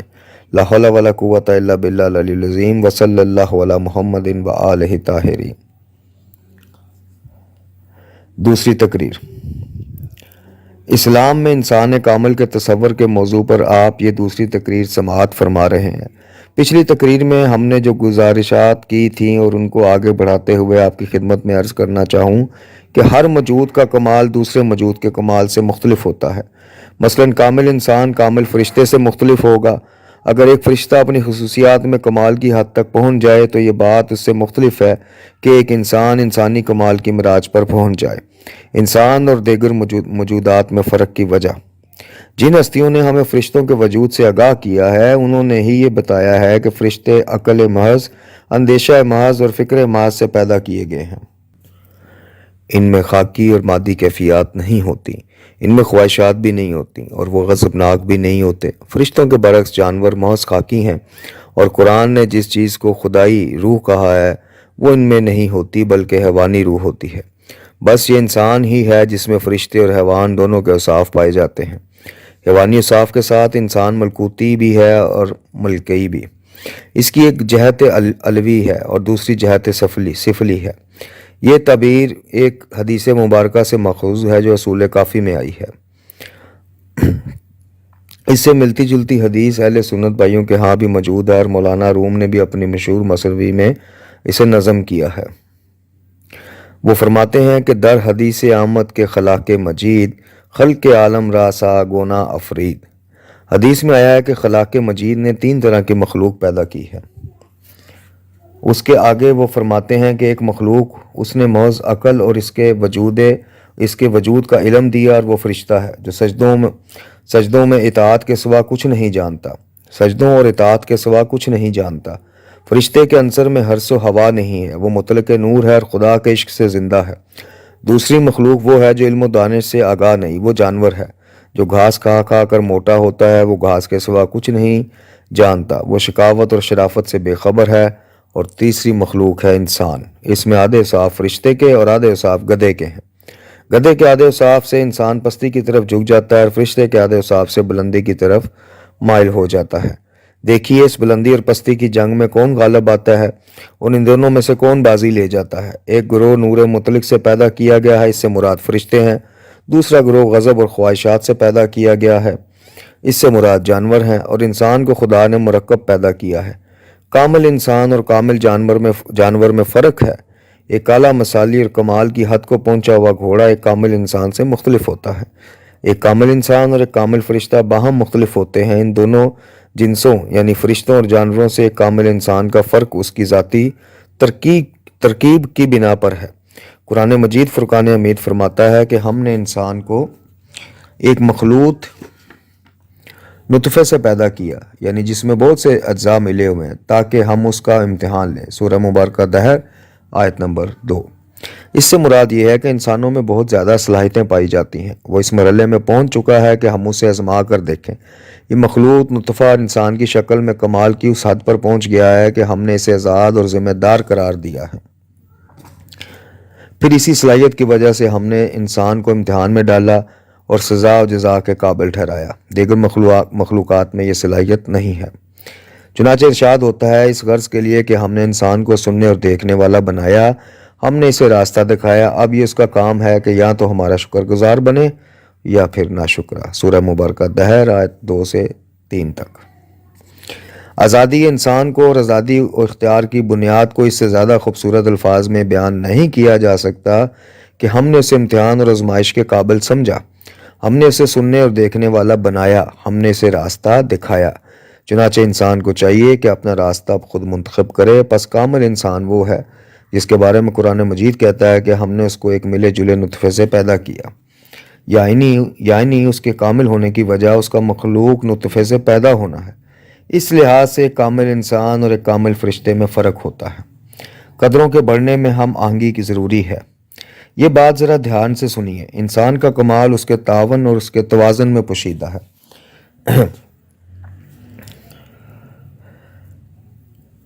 جی، انسان کا کمال اس کے تعادل اور توازن میں پوشیدہ ہے۔ تعادل اور توازن سے مراد یہ ہے کہ انسان میں جو گوناگو صلاحیتیں ہیں ان میں ہم آہنگی ہو۔ ایک انسان اس وقت کامل بنتا ہے جب اس کا جھکاؤ کسی ایک صلاحیت کی طرف زیادہ نہ ہو اور وہ اللہ کی ودیت کردہ دیگر صلاحیتوں سے غافل بھی نہ ہو، بلکہ اس کے اندر جتنی صلاحیتیں پوشیدہ ہیں وہ ان سب کو ترقی دے، یعنی ان میں سے ایک طرح سے ہم آہنگی اور توازن قائم رکھے۔ علماء فرماتے ہیں کہ حقیقی عدل و توازن اور ہم آہنگی کے ساتھ ہم آہنگی کے ساتھ قائم رہتا ہے۔ ہم آہنگی سے مراد یہ ہے کہ انسان کی تمام صلاحیتوں کے ترقی کرنے کے ساتھ ساتھ ضروری ہے کہ وہ ترقی ان صلاحیتوں سے ہم آہنگ بھی ہو۔ اس نقطے کو بہتر طور پر سمجھنے کے لیے اس مثال کو سمجھیں۔ جب ایک لڑکا بڑھتا ہے تو اس کے ہاتھ پاؤں ہوتے ہیں، سر ہوتا ہے، آنکھیں ہوتی ہیں، ناک ہوتی ہے، منہ اور دانت سب ہوتے ہیں۔ لہٰذا ایک سالم لڑکا وہ ہے جس کے سب اعضاء بڑھیں اور ہم آہنگی کے ساتھ بڑھیں۔ اب فرض کیجئے کہ ایک انسان ایسے بڑھتا ہے جیسے ایک کارٹون بڑھتا ہے، یعنی ایسا ہو کہ اس کے بدن کے باقی حصے تو نہ بڑھیں مگر اس کی ناک اتنی بڑھے کہ سارے بدن کے برابر ہو، یا اس کی آنکھیں یا سر بڑے ہوں، یا اس کے ہاتھ بڑے ہوں مگر پاؤں نہ بڑھیں، یا پاؤں تو بڑھیں مگر ہاتھ نہ بڑھیں۔ تو ایسا انسان بڑھتا تو ضرور ہے مگر اس کے بڑھنے میں ہم آہنگی نہیں ہے۔ کامل انسان وہ ہے جس کی تمام انسانی قدریں ایک ساتھ بڑھیں اور کوئی قدر ایسی نہ ہو جو بڑھنے سے رہ جائے، یعنی وہ سب ایک دوسرے کے ساتھ مل کر بڑھیں اور بڑھ کر اعلیٰ درجے تک پہنچے۔ جب ایسا ہو جائے تو وہ انسان کامل ہو جاتا ہے۔ اسی انسان کو قرآن امام سے تعبیر کرتا ہے اور فرماتا ہے، جب ابراہیم کو ان کے رب نے چند باتوں میں آزمایا اور وہ ان سب میں پورے اترے تو اس نے کہا، میں تمہیں لوگوں کا امام بنا رہا ہوں۔ انہوں نے کہا کہ میری اولاد کو بھی یہ عہدہ ملے گا؟ تو فرمایا، میرا یہ عہدہ ظالموں کو نہیں ملے گا۔ سورہ مبارکہ بقرہ آیت 124۔ جناب ابراہیم خدا کی طرف سے آنے والی بڑی بڑی آزمائشوں میں سے سرخرو ہو کر نکلے تھے۔ ان کے رب نے جو چاہا انہوں نے وہ سب کام کر دکھائے تھے۔ ان میں سے ایک راہ خدا میں اپنے بیٹے کو قربان کرنے پر آمادہ ہونا۔ انہوں نے خدا کی مرضی کے آگے یہاں تک سر تسلیم خم کیا کہ جب وہ سمجھ گئے کہ خدا مجھ سے میرے بیٹے کی قربانی مانگ رہا ہے تو وہ بے چون چرا اپنے بیٹے کو قربان کرنے پر تیار ہو گئے، اور دونوں نے اپنے رب کا حکم تسلیم کیا اور باپ نے بیٹے کو ماتھے کے بل زمین پر لٹا دیا۔ سورہ مبارکہ صفات آیت 103۔ ابراہیم بیٹے کو ذبح کرنے اور اسماعیل ذبح ہونے کے لیے مکمل طور پر آمادہ ہو گئے تو ہم نے آواز دی، اے ابراہیم تم نے اپنا خواب کو سچ کر دکھایا۔ سورہ مبارکہ صفات آیت نمبر 104-5۔ یعنی اے ابراہیم ہمارا مقصد پورا ہو گیا، ہم جو چاہتے تھے وہ بس یہیں تک تھا۔ ہم یہ کبھی نہیں چاہتے تھے کہ تم اپنے بیٹے کا سر کاٹ دو، ہم صرف یہ دیکھنا چاہتے تھے کہ تم کس حد تک ہمارے فرما بردار ہو۔ یوں جناب ابراہیم علیہ السلام آگ میں ڈالے جانے سے لے کر بیٹے کو قربان گاہ میں لے جانے تک سب امتحانوں میں کامیاب ہوئے۔ چنانچہ ذات حق کے سبحانہ نے گواہی دی کہ بے شک ابراہیم ایک امت ہے، وہ خدا کے فرما بردار بندے اور باطل سے کترا کر چلنے والے تھے، اور وہ ہرگز مشرکین میں سے نہ تھے۔ سورہ مبارکہ نحل آیت کا نشان 120۔ اور جب انہوں نے تنہا اپنی قوم سے مقابلہ کیا تو خدا نے ان سے کہا کہ میں تمہیں لوگوں کا امام بنا رہا ہوں، یعنی اے ابراہیم اب تم اس مقام پر پہنچ گئے ہو کہ تمہیں دوسروں کے لیے مثال، نمونہ، پیشوا اور امام ہونا چاہیے۔ اب تم ایک کامل انسان بن گئے ہو اور دوسرے انسانوں کو چاہیے کہ وہ کامل ہونے کے لیے تمہاری پیروی کریں اور تمہارے ساتھ فرما برداری میں مطابقت پیدا کریں۔ مولا علی علیہ السلام ایک کامل انسان ہے۔ وہ اس لیے کامل ہیں کہ ان کے اندر تمام انسانی اقدار ایک ساتھ پروان چڑھی اور درجہ کمال تک جا پہنچی اور ایک دوسرے کے ساتھ ہم آہنگ ہو کر متجلی ہوئیں۔ مناسب ہوگا کہ ہم یہاں ہم آہنگی کی کچھ مزید وضاحت کرتے ہیں۔ آپ نے سمندر کا مد و جزر تو دیکھا ہوگا یا اس کے بارے میں سنا ہوگا۔ سمندر ہمیشہ مد و جزر کی حالت میں رہتا ہے، وہ کبھی ایک طرف اور کبھی دوسری طرف کھینچا جاتا ہے۔ جس طرف چاند جاتا ہے اسی طرف پانی کا چڑھاؤ ہوتا ہے۔ انسان کی روح بھی سمندر کی طرح مد و جزر کی حالت میں کبھی اس طرف اور کبھی اس طرف کھینچی رہتی ہے۔ انسان کی روح ہر وقت مد و جزر کی کیفیت میں رہتی ہے۔ معاشرے کی کیفیت بھی یہی ہے، وہ کبھی ادھر اور کبھی ادھر کھینچا جاتا ہے۔ ہاں یہ ممکن ہے کہ معاشروں کے کھینچے جانے کا سبب افراد یا واقعات ہوں، بہرحال یہ ایک الگ قضیہ ہے۔ انسان کی انسانی اقدار کی بھی یہی صورت ہے، یعنی آپ ایسے لوگوں کو دیکھتے ہیں جن کا میلان واقعی انسانی میلان ہوتا ہے، لیکن بسا اوقات وہ انسانی جبلتوں میں سے کسی ایک طرف ایسے ہی چڑھاؤ پیدا کر لیتے ہیں جیسے ادھر کو کھنچے جا رہے ہیں، پھر وہ یوں جھکاؤ پیدا کر لیتے ہیں کہ تمام دوسری قدروں کو بھول جاتے ہیں۔ یہ لوگ اس کارٹون کی طرح ہیں جس کا فقط کان یا ناک یا ہاتھ پڑا ہوا ہے۔ سماج میں زیادہ تر انحراف ہم آہنگی کے فقدان کی وجہ سے ہوتا ہے، تاہم پورا سماج کبھی بھی باطل کی طرف گمراہی کی سبب نہیں بڑھتا، بلکہ لوگ حق بات میں افراد کی وجہ سے بھی غلط راستے پر چل پڑتے ہیں، اور عموماً ایسا ہی ہوتا ہے۔ ایک خاص قدر کے بڑھنے میں افراد کے نمونے۔ نمبر 1، عبادت۔ انسانی قدروں میں سے ایک قدر عبادت ہے جس کی اسلام 100% تائید کرتا ہے۔ یہاں عبادت سے اس کی خاص معنی مراد ہے، یعنی خدا کے ساتھ خلوت میں نماز، دعا، مناجات، تہجد اور نماز شب وغیرہ جو اسلام کے متن کا جز ہے اور اسلام سے حذف نہیں کیے جا سکتے۔ عبادت بجائے خود ایک حقیقی قدر ہے، لیکن اگر اس میں احتیاط نہ کی جائے تو آپ دیکھیں گے کہ ایک معاشرہ فقط اس قدر یعنی اسلام کی اسی قدر کی جانب کھنچا چلا جاتا ہے، اور فقط عبادت کرنا، مسجد میں جانا، مستحب غسل کرنا، مستحب نمازیں پڑھنا، دعائیں پڑھنا، تاکیبات نماز پڑھنا اور تلاوت قرآن مجید کرنا ہی ان کے لیے اسلام بن کر رہ جاتا ہے۔ یعنی وہ معاشرہ فقط ان چیزوں کی طرف کھنچا چلا جاتا ہے، اور اگر وہ اس راستے پر حد سے بڑھ جائے تو اس کی تمام دوسری قدریں مسخ ہو جاتی ہیں۔ تاریخ بتاتی ہے کہ اسلامی معاشرے میں اس قسم کا رجحان پیدا ہو گیا تھا، اور خالصاً بے غرض اشخاص جن پر کوئی تہمت نہیں لگائی جا سکتی اس راستے پر چل کھڑے ہوئے تھے، اور پھر وہ اس میں توازن قائم نہ رکھ سکے۔ ایک ایسا شخص یہ نہیں کہہ سکتا کہ میں انسان ہوں، کیونکہ اس نے صرف ایک ہی پہلو پر توجہ دی ہے۔ لہٰذا ہر انسان کو اپنے اندر مختلف خیالات کو پروان چڑھانا چاہیے، اپنی فکر کو آگے بڑھانا چاہیے اور اسے ترقی دینا چاہیے، ایسی ترقی جس میں ہم آہنگی پائی جاتی ہو۔ ایک مرتبہ رسول اکرم صلی اللہ علیہ وآلہ وسلم کو اطلاع دی گئی کہ آپ کے کچھ اصحاب صرف عبادت میں محو ہو گئے ہیں۔ یہ سن کر آپ بڑے بے چین ہوئے۔ آپ مسجد میں تشریف لائے اور بآواز بلند فرمایا، یہ بعض آدمیوں کو کیا ہو گیا ہے؟ میں نے سنا ہے کہ میری امت میں کچھ ایسے آدمی پیدا ہو گئے ہیں جو ہر وقت عبادت ہی کر رہے ہیں، حالانکہ میں خود جو تمہارا پیغمبر ہوں ایسا نہیں کرتا۔ میں کبھی رات سے صبح تک عبادت نہیں کرتا، بلکہ رات کے کچھ حصے میں آرام کرتا ہوں، سوتا ہوں اور اپنا کچھ وقت گھر والوں کے ساتھ گزارتا ہوں۔ اسی طرح میں ہر روز قطعاً روزہ نہیں رکھتا، بلکہ کچھ دنوں کے لیے روزہ رکھتا ہوں اور باقی دنوں میں غذا تناول کرتا ہوں۔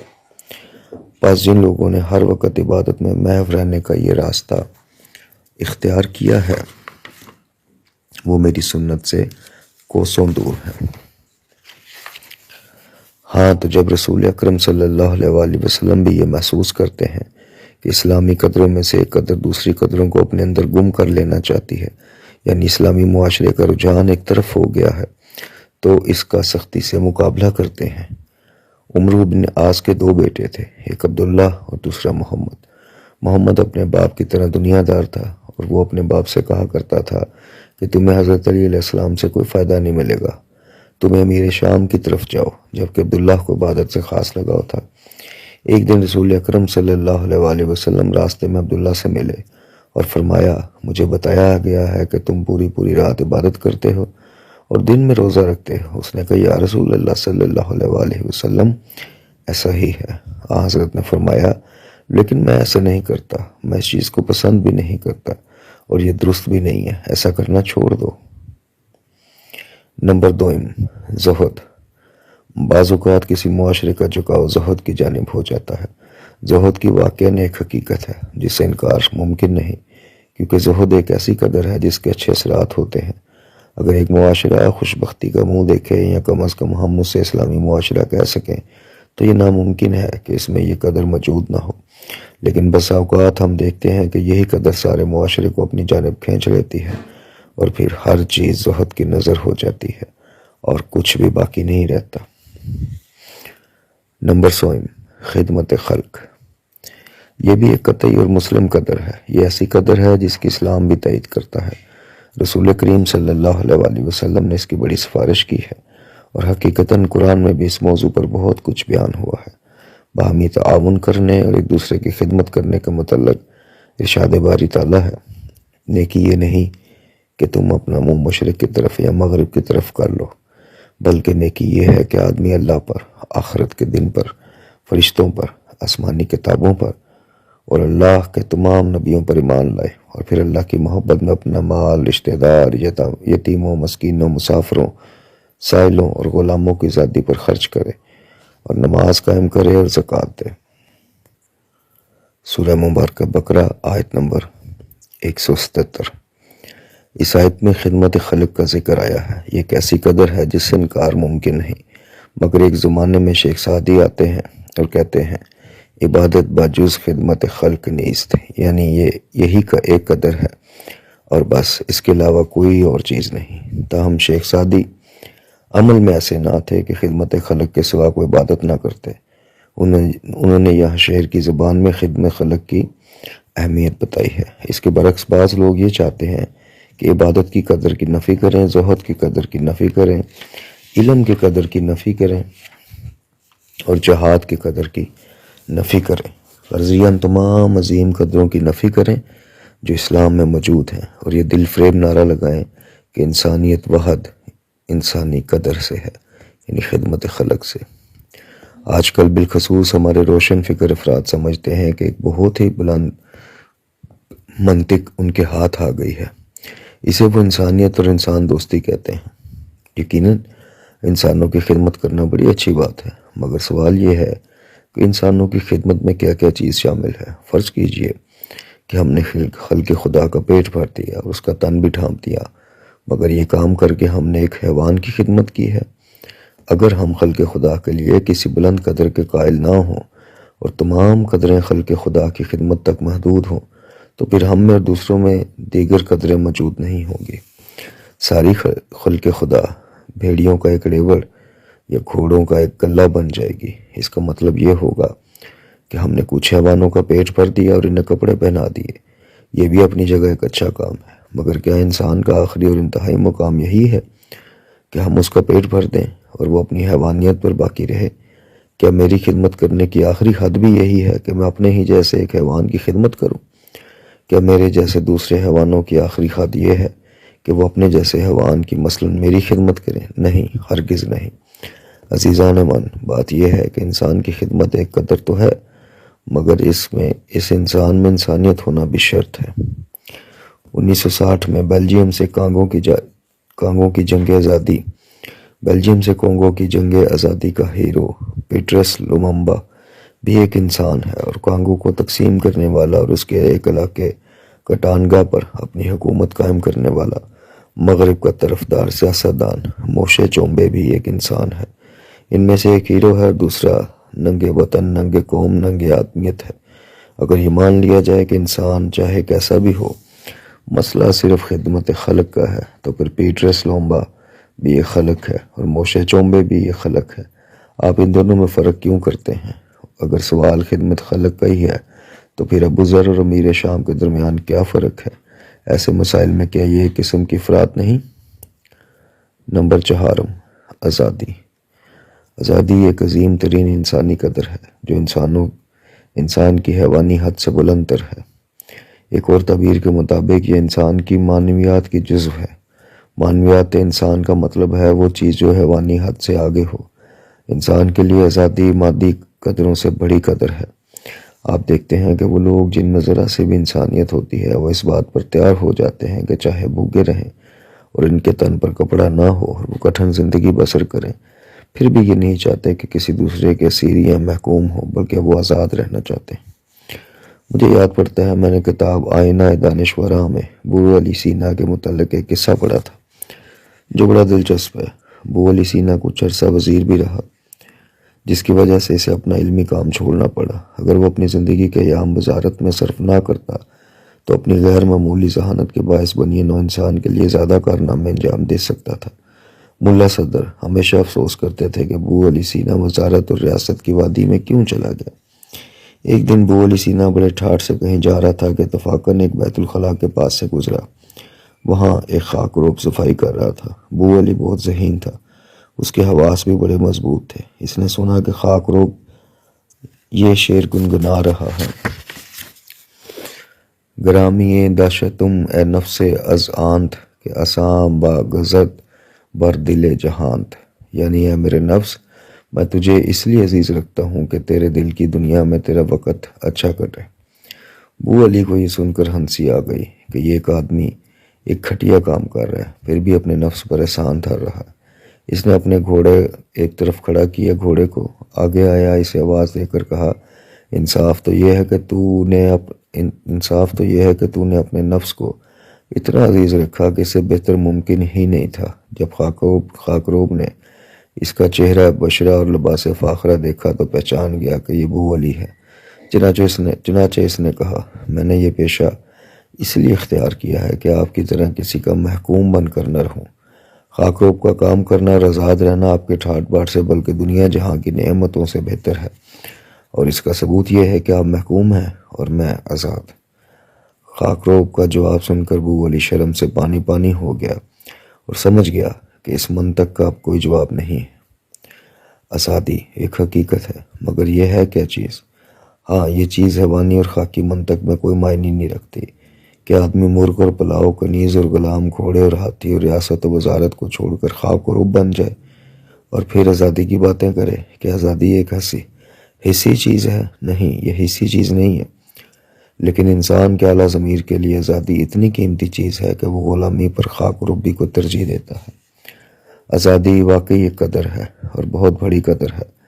بسا اوقات انسان دیکھتا ہے کہ کچھ معاشروں میں یہ قدر بالکل بھلا دی گئی ہے، مگر بعض اوقات وہ یہ بھی دیکھتا ہے کہ انسان میں یہ قدر بیدار ہو گئی ہے۔ جب انسان میں یہ قدر بیدار ہوتی ہے تو وہ کہتا ہے کہ بشریت کے معنی آزادی ہے اور آزادی کے سوا کسی اور قدر کا وجود ہی نہیں ہے۔ یہی وہ مقام ہے جہاں تمام قدریں اس ایک قدر میں جس کا نام آزادی ہے گم ہو جاتی ہیں۔ اسی طرح سے ایک قدر عدل ہے، ایک اور قدر حکمت ہے اور ایک قدر عرفان ہے۔ نمبر 5، عشق۔ آپ دیکھتے ہیں کہ کچھ لوگ عشق پر زیادہ زور دیتے ہیں، مثلاً جو کچھ ہمارے عرفان و تصوف میں اور عرفانی غزلوں میں ہے وہ فقط ایک انسانی قدر عشق میں منحصر ہو کر رہ گیا ہے۔ عرفا کہتے ہیں کہ حسن ازلی نے اپنا جلوہ دکھایا اور فرشتے نے اسے دیکھا، مگر وہ جذبہ عشق سے عاری تھا۔ ایسا کہ فرشتہ نہیں جانتا کہ عشق کیا چیز ہے۔ اس نے معرفت کا جام چڑھایا اور اس کی تلچھٹ خاک آدم پر پڑی۔ پھر یہ کہ ہمارے عرفا دوسرے قدروں کی طرف، حتیٰ کہ عقل کی طرف بھی توجہ نہیں دیتے۔ جن عارفوں کا میلان عشق کی جانب ہوتا ہے وہ اصل میں عقل کے خلاف میلان رکھتے ہیں اور عقل کے ساتھ باقاعدہ جنگ کرتے ہیں۔ حافظ شیرازی یہ کہنا چاہتے ہیں کہ ایک صوفی راہوار عشق پر سوار ہو کر عرفان حق تک پہنچتا ہے۔ اس لیے تو بھی اس لال کے ذریعے ہر انسان کے کمال کا اندازہ لگایا جا سکتا ہے۔ مجموعہ گل کو مرغان چمن میں سے بس مرغ سحر ہی جانتا ہے، کیونکہ ہر پڑھنے والا کتاب کے معنی نہیں جانتا۔ اے شخص، تو جو عقل کے ذریعے سے عشق کو سمجھنے کی کوشش کر رہا ہے، مجھے ڈر لگتا ہے کہ تو اس نقطے کو ٹھیک سے سمجھ نہیں سکے گا۔ اپنے آخری شعر میں حافظ نے بو علی سینا سے خطاب کیا، جن کی کتاب اشارات کے آخر میں عشق کے موضوع پر گفتگو کی گئی۔ پھر یہ کہ عارفوں کے ہاں بنیادی طور پر انسان اور انسانیت کو عشق سے تعبیر کیا جاتا ہے، اور عقل چونکہ پابند ہے اس لیے وہ مکمل طور پر دبا دی جاتی ہے۔ اسی طرح سے کبھی بس عقل اور فکر ہی کو قدر شمار کیا جاتا ہے۔ ایسے لوگ کہتے ہیں کہ جناب عشق کچھ نہیں، عشق کے بارے میں آپ جو عجیب باتیں کرتے ہیں وہ محض وہم و گمان ہے، اور یہ یوں ہے اور وہ ہے۔ مثلاً بو علی کہتا ہے عشق کے بارے میں جو کچھ کہا جاتا ہے وہ نری خیال آفریانیاں ہیں۔ اس کی بجائے انسان کو راہوار عقل کے ساتھ آگے بڑھنا چاہیے۔ ان ساری باتوں کا کیا مطلب ہے؟ ہاں، ان باتوں سے پتہ چلتا ہے کہ یہ مختلف قدریں ہیں جو انسان میں موجود ہیں، مثلاً عقل، عشق، محبت، عدل، خدمت، عبادت اور آزادی وغیرہ۔ پھر ان قدروں کی بھی مختلف قسمیں ہیں۔ سوال یہ ہے کہ کامل انسان کون ہے؟ کیا وہ جو محض عابد ہے، یا وہ جو محض زاہد ہے؟ کیا وہ جو محض مجاہد ہے، یا وہ جو محض حریت پسند ہے؟ کیا وہ جو محض عاشق ہے، یا وہ جو محض عاقل ہے؟ ان میں سے کون سا انسان کامل ہے؟ ہمیں یوں کہنا چاہیے کہ ان میں سے کوئی بھی انسان کامل نہیں۔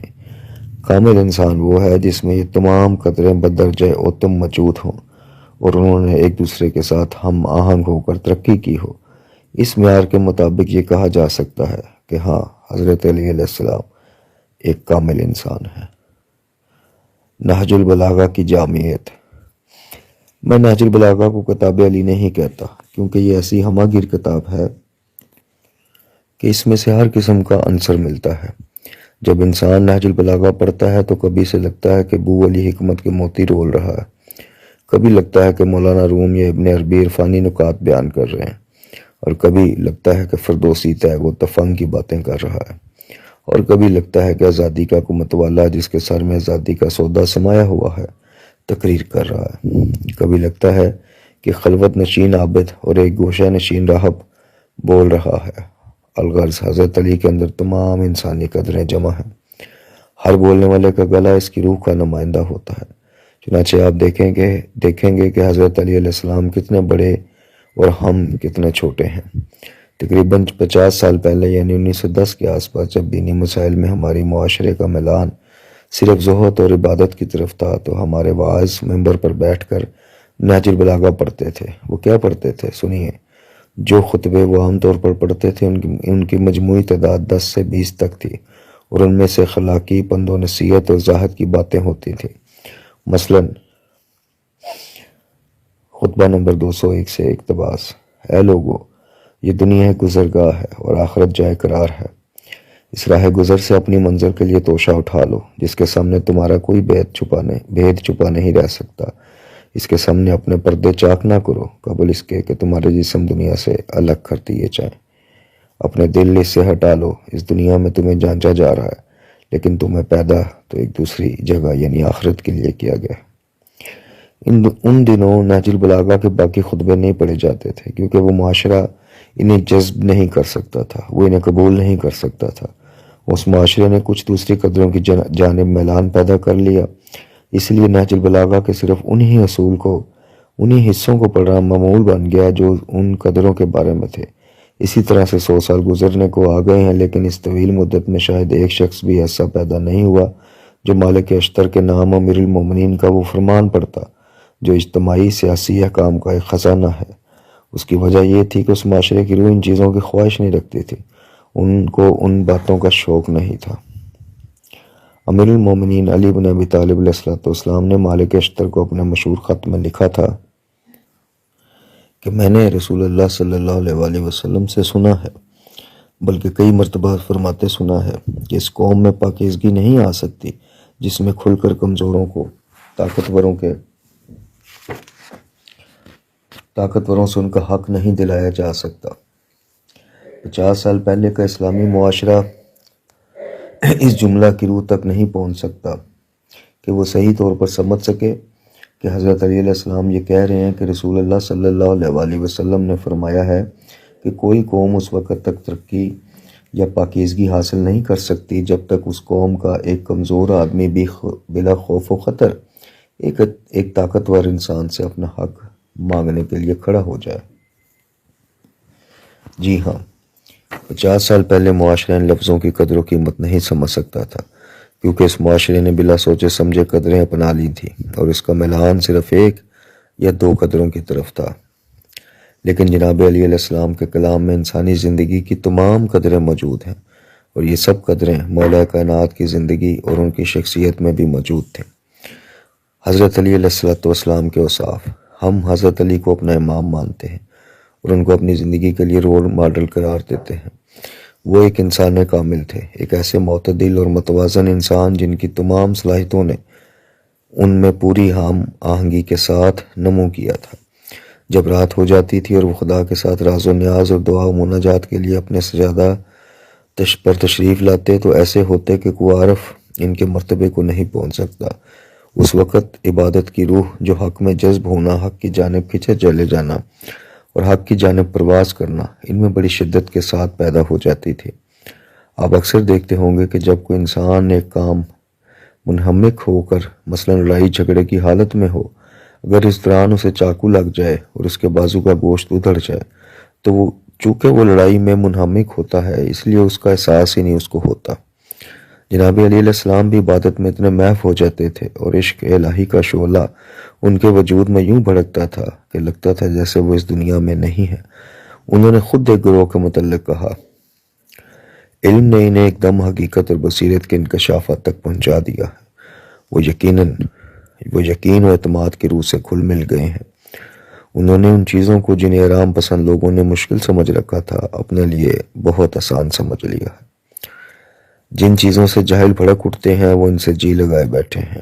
وہ دنیا میں ایسے جسموں کے ساتھ رہتے ہیں جن کی روحیں ملائے اعلیٰ سے وابستہ ہیں۔ نہج البلاغہ حکمت نمبر 147۔ جناب علی علیہ السلام ایسے عابد ہیں کہ جب عین حالت نماز میں ان کے پاؤں سے تیر نکالا جاتا ہے تو ان کو مطلقاً احساس نہیں ہوتا، کیونکہ وہ حق اور عبادت میں کھوئے ہوئے ہیں۔ وہ محراب عبادت میں اس قدر روتے ہیں اور پیچ و تاب کھاتے ہیں کہ ڈھونڈنے سے بھی اس کی مثال نہیں ملتی، لیکن جب دن نکلتا ہے تو یوں لگتا ہے کہ آپ قطعاً وہ آدمی نہیں ہیں جو رات کو محو عبادت تھے۔ یہی علی علیہ السلام جب دن میں اپنے صاحب کے درمیان ہوتے ہیں تو ان کا چہرہ ہنستا، مسکراتا اور گلاب کی طرح کھلا ہوا ہوتا تھا۔ اصحاب مولا کائنات کہتے ہیں کہ حضرت علی علیہ السلام کا ایک وصف یہ تھا کہ ان کا چہرہ ہمیشہ کھلا رہتا تھا۔ حضرت علی کی قدر یہ تھی کہ آپ خوش مزاج اور خوش طبع آدمی تھے۔ جب عمرو بن عاص آپ کے خلاف پراپوگنڈا کرتا تو کہا کرتا تھا کہ علی علیہ السلام خلافت کے لیے موزوں نہیں ہے، کیونکہ وہ بڑے ہنسمکھ ہیں۔ خلافت کے لیے تو ایک سخت گیر آدمی ہونا چاہیے تاکہ لوگ اس سے ڈریں۔ خود امیر المومنین نہج البلاغہ میں فرماتے ہیں، حیرت ہے پسرے نابغہ پر کہ وہ میرے بارے میں اہل شام سے کہتا پھرتا ہے کہ مجھ میں مزاح پایا جاتا ہے اور میں تفریح پر پڑا رہتا ہوں۔ اس نے غلط کہا اور یہ کہہ کر وہ گناہ گار ہوا۔ حضرت علی علیہ السلام جب ایک مجاہد کی صورت میں دشمن کے روبرو ہوتے ہیں تو تب بھی ان کا چہرہ کھلا ہوا ہوتا تھا۔ آپ کے بارے میں کہا گیا ہے کہ آپ وہ ہیں جو رات کو محراب عبادت میں بہت زیادہ رونے والے اور اپنی تلواروں اور اوپی تلواروں کی جنکار میں بہت زیادہ ہنسنے والے ہیں۔ حضرت علی علیہ السلام کیسے ہیں؟ حضرت علی قرآنی انسان ہے اور قرآن ایسے ہی انسان چاہتا ہے۔ ارشاد باری تعالیٰ ہے، حقیقت میں رات کا اٹھنا نفس کو سخت پامال کرتا ہے اور اس وقت ذکر بھی خوب درست ہوتا ہے۔ دن کے اوقات میں تو تمہارے لیے بہت ساری اور مصروفیات ہیں۔ سورہ مبارکہ مزمل آیت 6-7۔ مطلب یہ کہ رات کے وقت عبادت کرو، دن میں اپنی زندگی اور اپنے معاشرے کے کاموں میں لگ جاؤ۔ ایسا لگتا تھا جیسے علی علیہ السلام رات میں کوئی اور شخصیت ہیں اور دن میں کوئی اور شخصیت۔ حافظ چونکہ ایک مفسر تھے، خواجہ حافظ کا اصل نام محمد بن محمد تھا۔ وہ شیراز کے رہنے والے تھے اور قرآنی آیات کی باریکیوں کو خوب سمجھتے تھے، اس لیے انہوں نے اشعری زبان میں اس موضوع کو کہ رات عبادت کا اور دن چہل پہل اور کام کاج کا وقت ہے ایک نظم کی صورت بھی تحریر کیا ہے۔ دن کو کار جہاں میں جتا رہا ہے، کیونکہ دن میں شراب پینے سے دل پر زنگ آ جاتا ہے۔ صبح کی طرح چمکتی ہوئی شراب پینے کا وقت تب طلوع ہوتا ہے جب سورج غروب ہوتا ہے اور دنیا پر رات کا پردہ ڈال دیا جاتا ہے۔ حضرت علی علیہ السلام کے روز و شب ایسے ہی تھے۔ ہم جو تعبیر کامل انسان کے لیے بولتے ہیں وہ صفت ہے جس سے 1000 سال پہلے حضرت علی علیہ السلام پہچانے جاتے تھے۔ حتیٰ کہ خود سید رضی نہج البلاغہ کے مقدمے میں فرماتے ہیں، جو بات میں ہمیشہ اپنے دوستوں کو بتاتا ہوں اور ان کو ورطہ حیرت میں ڈالتا ہوں، وہ اقوال علی علیہ السلام کے گوناگو پہلو ہیں کہ انسان ان کے کلام کے جس حصے پر پہنچتا ہے تو دیکھتا ہے کہ وہ پہلی دنیا سے الگ ایک دوسری دنیا میں پہنچ گیا ہے۔ پھر وہ ایک اور مقام پر پہنچتا ہے اور دوبارہ دیکھتا ہے کہ یہ ایک اور ہی دنیا ہے۔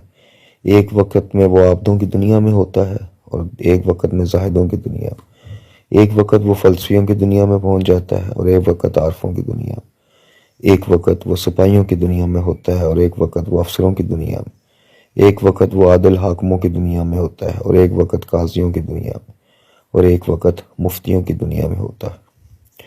چنانچہ انسان دیکھتا ہے کہ حضرت علی علیہ السلام تمام دنیاؤں کی سیر کرتے ہیں اور تمام دنیاؤں میں اس طرح موجود ہیں کہ بشریت کی دنیاؤں میں سے کسی دنیا سے غائب نہیں ہے۔ آپ کی ذات جامع ازداد ہے، اس لیے عزت ہمیشہ آپ کے ساتھ ہے۔ آپ بہت بڑے زاہد اور بہت اچھے حاکم ہیں، نیز آپ نہایت بردبار اور نہایت بہادر ہیں، ایسے بہادر کہ جب خون بہانا ضروری ہو تو آپ اس غلیظ خون کو بہاتے ہیں جو بہایا جانا چاہیے، اور ایسے عابد ہیں کہ جب عبادت کرتے ہیں تو ان کی عبادت انتہائی کمال پر ہوتی ہے۔ آپ فقیر ہیں اور جواد بھی ہیں، آپ کے پاس مال نہیں، مگر جو کچھ آپ کے ہاتھ آتا ہے وہ دوسروں کو بخش دیتے ہیں، یعنی آزاد منش لوگوں کے ہاتھ میں مال نہیں ٹھہرتا، جیسے عاشق کے بے قرار دل میں صبر اور چھلنی میں پانی نہیں ٹھہرتا۔ آپ اتنے نرم اخلاق ہیں کہ نسیم صبحگاہی میں بھی آپ کے اخلاق و نرمی اور لطافت سے شرمسار ہے، اور آپ کی شجاعت اور گرمی جہاد کا یہ عالم ہے کہ پتھر اور فولاد بھی اس کے سامنے پگھل جاتے ہیں۔ بس آپ کیسے انسان ہیں؟ آپ کی اصلیت وہ نسیم اخلاق ہے یا یہ قوت؟ بس کامل انسان سے مراد وہ انسان ہے جو تمام انسانی قدروں کا مالک ہو اور انسانیت کے تمام میدانوں میں سبقت لے گیا ہو۔ اب ہم حضرت علیہ السلام جیسے انسان کامل سے کیا سبق سیکھیں؟ ہمیں ان سے یہ سیکھنا چاہیے کہ فقط ایک قدر کو لے کر دوسری قدروں کو نہ بھلا دیں۔ ہم تمام قدروں میں تو اونچے درجے پر نہیں جا سکتے، مگر ہمیں چاہیے کہ جتنا ہو سکے ایک دوسرے کے ساتھ تمام قدریں اختیار کریں۔ اگر ہم کامل انسان نہ بن سکیں تو کم از کم معتدل اور متوازن انسان تو بنیں، تاکہ ہم تمام میدانوں میں حقیقی مسلمان بن کر داخل ہوں۔ بس یہ ہیں معنی کامل انسان کے، اور یہ ہیں مثالی نمونے کامل انسان کے۔